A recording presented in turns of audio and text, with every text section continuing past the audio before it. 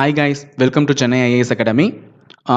இப்போ நம்ம இந்த வீடியோவில் எதனுடைய நோட்டிஃபிகேஷனை பற்றி பார்க்க போகிறோம்னு பார்த்தீங்கன்னா மத்திய தேர்வாணையத்தால் நடத்தப்படக்கூடிய எஸ்எஸ்சி சிஹெச்எஸ்எல் அப்படின்ற ஒரு எக்ஸாமுக்கான நோட்டிஃபிகேஷனை தான் இப்போ நம்ம பார்க்க போகிறோம். ஸோ ஆல்ரெடி எஸ்எஸ்சி சிஜிஎல்னு ஒரு நோட்டிஃபிகேஷன் ரிலீஸ் ஆகி அதுக்கான அப்ளிகேஷன் டேட்ஸ்லாம் முடிஞ்சிருச்சு. இப்போ நம்ம பார்க்க போகிறது SSC CHSL combined higher secondary level.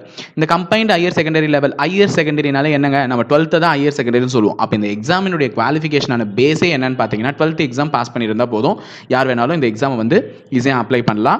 So okay, அதுக்கான என்னென்ன டேட்ஸ்லாம் ரொம்ப முக்கியன்றதை நம்ம இப்போ வந்து ஃபஸ்ட்டு பார்த்துடலாம். ஸோ இந்த எக்ஸாமினுடைய நோட்டிஃபிகேஷன் ரிலீஸ் ஆன 3rd December 2019. தட் மீன்ஸ் இந்த டிசம்பர் மந்த்து 3rd தான் வந்து ரிலீஸ் ஆச்சு. அன்றைக்கே வந்து ஆன்லைன் அப்ளிகேஷனும் அப்ளை பண்ணுறதுக்கு ஸ்டார்ட் ஆகிடுச்சு.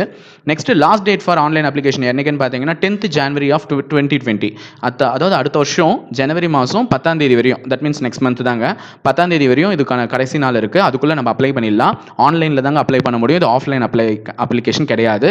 Next CHSL Tier 1 admit card எப்போ ரிலீஸ் ஆகுதுன்னு பார்த்தீங்கன்னா March 2020. அவங்க கொடுத்துருக்கிற டேட் வேணால் March 2020 இருக்கலாம். ஆனால் இதற்கு அப்புறமும் வந்து கொஞ்சம் தள்ளி போகும். எக்ஸாம்ஸ் வந்து March 2020 நடக்குமான்றது கொஞ்சம் இதுதான். மேபி ஏப்ரல் மேல வந்து நடக்கிறதுக்கான வாய்ப்புகள் நிறையவே இருக்குது.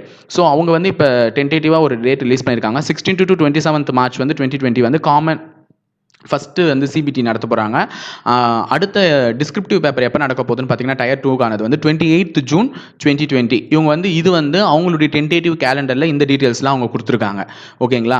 நெக்ஸ்ட்டு சிஹெச்எஸ்எல் அப்ளிகேஷன் ஃபீஸ் இது எவ்வளோன்னு வந்து பார்த்தீங்கன்னா இந்த சென்ட்ரல் கவர்மெண்ட் நடத்தக்கூடிய எஸ்எஸ்சி எக்ஸாமினேஷனில் ஃபீமேல்ஸ்க்காக இருந்தாலும் சரி, எஸ்சி எஸ்டி கேண்டிடேட்ஸாக இருந்தாலும் சரி, இல்லை ஃபிசிக்கலி ஹேண்டிகேப்டு, நல்லா பாருங்கள், female SC ST candidates and ex service man, இவங்க எல்லாருக்குமே வந்து எப்போவுமே வந்து ஃபீஸ் ஃப்ரீ தாங்க, நோ ஃபீஸ். அதே வந்து இன்கேஸ் ஜென்ரல் கேண்டிடேட்டோ இல்லைனா ஓபிசியாக இருந்தால், ஓபிசியில் வந்து வரக்கூடிய மேல் கேண்டிடேட்டாக இருந்தால் மட்டும் எவ்வளோ நீங்கள் ஃபீஸ் பே பண்ணணும்னா 100 rupees தாங்க fees. There is no refund. ஓகேங்களா, 100 rupees தான் fees. Next female SC ST physically handicapped and ex service man category எல்லாருக்குமே என்னதாங்க ஃபீஸ் ஃப்ரீ தான். ஸோ பெண்கள், எஸ்சி எஸ்டி கேண்டிடேட்ஸ், ஃபிசிக்கலி ஹேண்டிகேப்டு கேண்டிடேட்ஸ்லாம் இதில் வந்து பயனடைந்துக்கலாம். மற்றபடி ஜென்ரலோ அல்லனா ஓபிசி மேல் கேண்டிடேட்ஸ்க்கு மட்டும்தான் 100 rupees ஃபீஸ். நெக்ஸ்ட் என்னென்ன போஸ்டிங்ஸ்லாம் இருக்கும் இந்த ஸ்டாம்ப் செலெக்ஷன் கமிஷன். நான் எழுதுறேன், சிஹெச்எஸ்எல் எழுதுறேன், நான் +2 தான், நான் +2 படிச்சுட்டு என்ன பண்ணுறதுனே தெரியாமல் இருந்தேன். இதெல்லாம் ஒரு குவாலிஃபிகேஷன் நிறைய பேர் கேட்டாங்க. ஆனால் எனக்கு என்ன மாதிரியான போஸ்டிங்ஸ்லாம் கிடைக்கும்னு பார்த்தீங்கன்னா, நல்லா பாருங்கள், postal assistant, data entry operator, lower divisional clerk and court clerk. இந்த கோர்ட் கிளர்க் ரொம்ப முக்கியம். ஏன்னா இதுவரையும் நடந்த எந்த சிஹெச்எஸ்எல் எக்ஸாம்லையும் கோர்ட் கிளர்க் இல்லை. இப்போல்லாம் கோர்ட் கிளர்க் முன்னெல்லாம் வந்து டேரெக்டாக வந்து ஒரு ஜட்ஜஸே ரெக்ரூட் பண்ணுவார். அதுக்குன்னு ஒரு சின்ன எக்ஸாம் வந்து கோர்ட்லேயே கண்டக்ட் பண்ணி ரெக்ரூட் பண்ணுவாங்க. ஆனால் இந்த முறை கோர்ட் கிளர்க்கை எதில் சேர்த்துருக்காங்க, எஸ்எஸ்சி சிஹெச்எஸ்எல் மூலமாக ரெக்ரூட் பண்ணுற மாதிரி சேர்த்துருக்காங்க. நல்லா பாருங்கள், போஸ்டல் அசிஸ்டன்ட், சார்ட்டிங் அசிஸ்டன்ட், இதுதான் வந்து ஒரு இருக்கிற இந்த 4 ஜாப் கேட்டகரியில் பார்த்தீங்கன்னா ரொம்ப ஹையர் ஜாப் அப்படின்னு பார்த்தீங்கன்னா போஸ்டல் அசிஸ்டன்ட். இதுதான் நல்லா கிடைச்சா நல்ல லக்குன்னு சொல்லலாம். ஒரு போஸ்ட் ஆஃபீஸில் தான் உங்களுக்கான ஒர்க் இருக்கும். உங்களுக்கான ஒரு போஸ்ட் ஆஃபீஸாக இருக்கும், மெயில் டெலிவரி, அந்த மாதிரி மெயில்லாம் செக் பண்ணுறது, அங்கே வரக்கூடிய சேவிங் அக்கௌண்ட்டு அதெல்லாம் வந்து மெயின்டைன் பண்ணுறது, அந்த மாதிரியான ஜாப் தான் இருக்கும். ஜாப் ரெஃபரன்ஸ்க்காக நான் ஒரு வீடியோ போடுறேன் தனியாக. நெக்ஸ்ட் டேட்டா என்ட்ரி ஆப்ரேட்டர்ன்னும் பொழுது கவர்மெண்ட் டேட்டாஸ் நிறைய இருக்குங்க. நிறைய யூனியன் மினிஸ்ட்ரிஸில் பார்த்தீங்கன்னா நிறைய கவர்மெண்ட் டேட்டாஸ் வந்துட்டே இருக்கும். ஸோ அந்த டேட்டா என்ட்ரி எல்லாம் வந்து டேட்டாவெல்லாம் என்ட்ரி பண்ணுறதுக்கான ஒரு ஆப்ரேட்டரை வந்து ரெக்ரூட் பண்ணுறது தான். கண்டிப்பாக இதுக்கு டைப்பிங் ஸ்கில்ஸ் இந்த 3த்துக்குமே ஃபஸ்ட்டு இருக்கக்கூடிய 4த்துக்குமே தேவையில்லைங்க. 4த்துக்குமே வந்து டைப்பிங் ஸ்கில்ஸ் ரொம்ப முக்கியம் தான். அதில் வந்து டேட்டா என்ட்ரி ஆப்ரேட்டருக்கு ரொம்ப ரொம்ப முக்கியம் typing skill. Next lower divisional clerk, அதாவது நீங்கள் நல்லா பார்த்துருப்பீங்க, எல்லா விதமான இதுலேயுமே வந்து அதாவது இன்கம் டேக்ஸ் ஆஃபீஸ், கஸ்டம்ஸ் ஆஃபீஸ்ன்னு சொல்லிட்டு சென்ட்ரல் கவர்மெண்ட்டில் இருக்கக்கூடிய எல்லா கவர்மெண்ட் ஆஃபீஸஸ்க்குமே கிளர்க்குன்றது தேவை. அந்த கிளர்க் ரெக்ரூட்மெண்ட்டும் இந்த எஸ்எஸ்சி சிஹெச்எஸ்எல் மூலமாக தான் எடுக்கிறாங்க.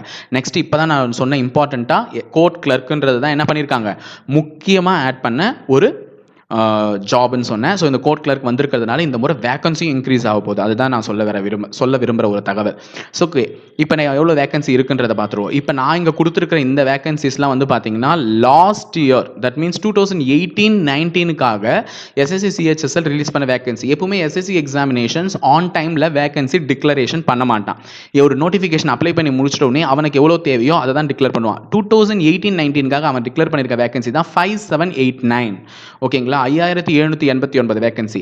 அதில் லோயர் டிவிஷனல் கிளர்க் எவ்வளோ, போஸ்டல் அசிஸ்டன்ட் எவ்வளோ, டிஇஓ எவ்வளோ, இதுதான் இங்கே வந்து நான் மென்ஷன் பண்ணியிருக்கேன். நல்லா ஞாபகம் வச்சுக்கோங்க, கடந்த 2016 இருந்து எஸ்எஸ்சி சிஹெச்எஸ்னுடைய வேகன்சி வந்து இன்க்ரீஸ் ஆகிட்டு வருது. குறையல, இன்னும் ஒரு வருஷம் கூட குறையல, இன்க்ரீஸ் ஆகிட்டு வருது. அதுவும் இந்த டிஇஓ கடந்த 2 வருஷமாவே 2 பேரை தான் எடுத்தாங்க. ஆனால் லாஸ்ட் டைம் வந்து 54 வேகன்சிஸ் தேவைப்பட்டிருக்கு. ஓகேங்களா? ஸோ அது மட்டும் இல்லாமல் இப்போ கோர்ட் கிளர்க் வந்து வரப்போகுதுன்னு சொல்லியிருக்கேன். ஸோ கோர்ட் கிளர்க் வர்றது மூலமாக இதில் வேகன்சி கண்டிப்பாக அதிகமாக போகுது. அதாவது இந்த 5789 விட டெஃபினட்டாக வேகன்சி வில் கெட் இன்க்ரீஸ். அதுதான் நம்ம பார்க்க போகிறோம். ஓகேங்களா? எஸ்எஸ்சி சிஹெச்எஸ்எல்கான சிலபஸ் தெரிஞ்சுக்கோங்க. ஃபர்ஸ்ட் இதில் வந்து 3 டயர் எக்ஸாமினேஷன் இருக்கு. ஃபர்ஸ்ட் 3 டயர் எக்ஸாமினேஷன் இருக்கு. அந்த 3 டயர்ல வந்து ஃபர்ஸ்ட் டயர் பார்த்தீங்கன்னா எல்லாருக்குமே காமன். நம்ம சிஜிஎல் எக்ஸாம்னா அப்ளை பண்ணலாம், எம்டிஎஸ்னா அப்ளை பண்ணலாம், சிஹெச்எஸ்எல்னா அப்ளை பண்ணலாம். எல்லாருக்குமே காமனான ஒரு சிலபஸ் தாங்க. 4 டாபிக் இருக்க போகுது. ரீசனிங், ஜென்ரல் இன்டெலிஜென்ஸ் சொல்லக்கூடிய reasoning, general awareness section, quantitative aptitude section and English section. ஒவ்வொரு செக்ஷன்லையும் 25 கொஷின்ஸ் இருக்க போது. ஒவ்வொரு கொஷனுக்கும் 2 மார்க்ஸ். ஸோ 25 × 2 50 மார்க்ஸ் உங்களுக்கு கிடைக்கும். ஸோ டோட்டலாக நீங்கள் எழுத போகிறது 100 கொஷின். உங்களுக்கு கிடைக்கக்கூடிய மார்க் எவ்வளோங்க? 200. ஸோ இதுக்கு உங்களுக்கு கொடுத்துருக்கக்கூடிய டைம் டியூரேஷன் பார்த்தீங்கன்னா 60 மினிட்ஸ் தாங்க. எப்பவுமே எக்ஸாம் நினச்சி பயப்படாதீங்க. இது ஜஸ்ட் குவாலிஃபைங் நேச்சர் தான். இதை வந்து என்ன பண்ணணும்? ஃபர்ஸ்ட் கிளியர் பண்ணணும். ரொம்பலாம் மார்க் எடுக்கணும்னு அவசியம் இல்லை. 200க்கு 200 எடுன்னு யாரும் அங்கே நமக்கு சொல்லலை. ஸோ நம்ம ஜஸ்ட் என்ன பண்ண போகிறோம்? 60 கொஷின்ஸ் போடுற 60 கொஷின்ஸ் கரெக்டாக போட்டால் 120 வரும். அந்த 120ல் நீங்கள் இப்போ நார்மலைஸ்லாம் பண்ணுவாங்க. நீங்கள் அக்யூரஸியாக போட்டிருந்தா அதனால கொஞ்சம் மார்க் இன்க்ரீஸ் ஆகும். அப்படி ஆகும்பொழுது உங்களுக்கு டெஃபினட்டாக கட் ஆஃப் நம்ம எடுத்துருவோம். கட் ஆஃபை கண்டிப்பாக எடுத்துருவோம். ஸோ 200க்கு லாஸ்ட் டைமே வந்து 130 தாங்க கட் ஆஃபாக இருந்தது. ஸோ ஈஸியாக வந்து எடுத்துடலாம். ஸோ நம்ம போடக்கூடிய ஒரு 65 கொஷின்ஸ் கரெக்டாக போட்டால் போதும் இதில். ஸோ இதில் ஈஸியாக இருக்கக்கூடிய செக்ஷன்ஸ் எதுன்னு பார்த்தீங்கன்னா ஜென்ரல் இன்டெலிஜென்ஸும் ஆப்டிடியூடும் ஓரளவுக்கு ஈஸியாக இருக்கும். ஸோ ஜென்ரல் அவேர்னஸ் கொஞ்சம் படித்து வச்சிருந்தா ஈஸியாக இருக்கும். ஸோ நம்ம அக்யூரஸியோட போட்டால் ஈஸியாக இந்த ஜாபை கெட் பண்ணிடலாம். ஸோ சிஹெச்எஸ்எல்லுக்கான டீட்டெயில்ஸ் இவ்வளோ தான். ஓகேங்களா? ஸோ இதுக்கு அடுத்தது இந்த எக்ஸாம் கிளியர் பண்ணிட்டா உங்களுக்கு என்ன இருக்குன்னு பார்த்தீங்கன்னா டயர் 2. டயர் 2 வந்து டிஸ்கிரிப்டிவ் பேப்பருங்க. ஜஸ்ட்டு நம்ம வந்து ஒரு எஸ்ஏவும் லெட்டரும் எழுதுகிற மாதிரி இருக்கும். அடுத்தது டயர் 3 வந்து இன்கேஸ் அவங்களுக்கு தேவைன்னா தான் அது டயர் 3 கண்டக்ட் பண்ணுவாங்க, இல்லைனா கண்டக்ட் பண்ண மாட்டாங்க. அப்ளிகபிள் தான், அது கம்பல்ஷன் கிடையாது. ஸோ டைப்பிங் ஸ்கில் தான் செக் பண்ணுவாங்க. 8000 கீ வந்து நீங்கள் டிப்ரெஸ் பண்ணிக்கலாம். ஆனால் எல்லாமே கடந்து முடிச்சுட்டா கண்டிப்பாக டைப்பிங் ஸ்கில் இருக்கும் எல்லாருக்குமே. ஸோ டைப்பிங் முடிச்சிருக்கவங்களுக்கும் இது ஒரு நல்ல ஒரு ஆப்பர்ச்சுனிட்டி. இதை பயன்படுத்திக்கோங்க. ஸோ அட்மிஷன் வந்து எங்கள் இன்ஸ்டியூட்டில் இதுக்காக நடந்துகிட்டு தான் இருக்குது. ஸோ ஜாயின் பண்ண விருப்பம் உள்ளவர்கள் எங்கள் இன்ஸ்டியூட்டை வந்து கன்சல்ட் பண்ணுங்கள். நெக்ஸ்ட்டு எங்கள் இன்ஸ்டியூட்டில் regular classes with test practice நாங்கள் கொடுத்துட்டு தான் இருப்போம். ஸோ கண்டிப்பாக உங்களுக்கு டெஸ்ட்டு வீக்லி கண்டிப்பாக நடந்துடும்.